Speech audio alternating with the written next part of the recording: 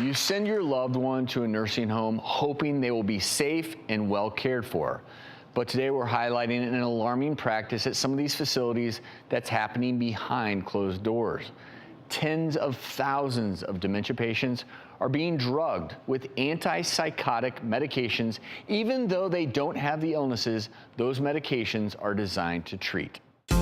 My dad was lieutenant for the New York City Fire Department for 25 years. 5 years ago, my father was having these mini seizures, and my mother took him to the doctor, and the doctor referred him to a neurosurgeon to do a CAT scan. The doctor saw a small tumor on the left side of his brain. After surgery and then finding out the bad news that it was cancer, my mom was having a hard time taking care of my father. My father had dementia.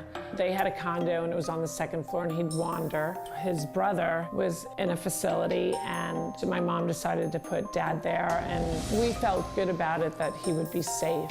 So when my dad arrived at the facility, he was happy, he was lucid, he was talking with his brother.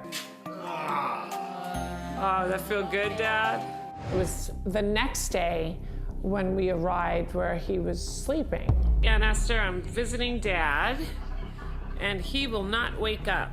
He was just sleeping a lot. I kept asking him, well, why is he sleeping so much? And I thought, oh, so fast.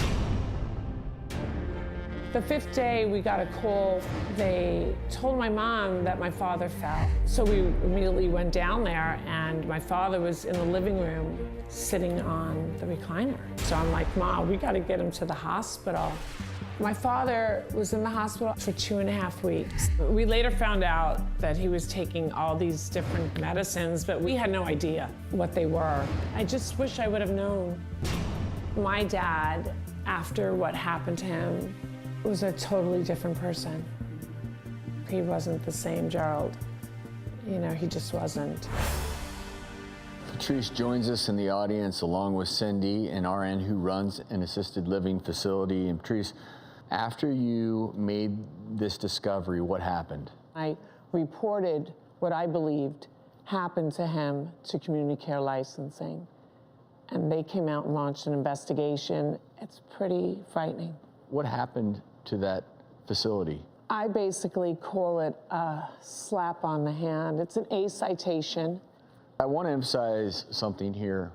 There are good actors and bad actors, and the whole point of Patrice being here is to help educate all of us, because I think, again, the assumption is we're putting maybe mom, dad, maybe a sibling, a friend, we're putting them in what we believe to be trusted hands. Cindy, you hear this story.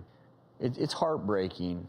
How do you know when it's okay or not okay to use these drugs? And this whole concept of informed consent is very difficult when a lot of times patients do have dementia. Right. So let's say if you're short-staffed in a facility and you've got people who are maybe aggressive, acting aggressively, you can't sedate them to control the behavior for the convenience of the staff. So that's never okay.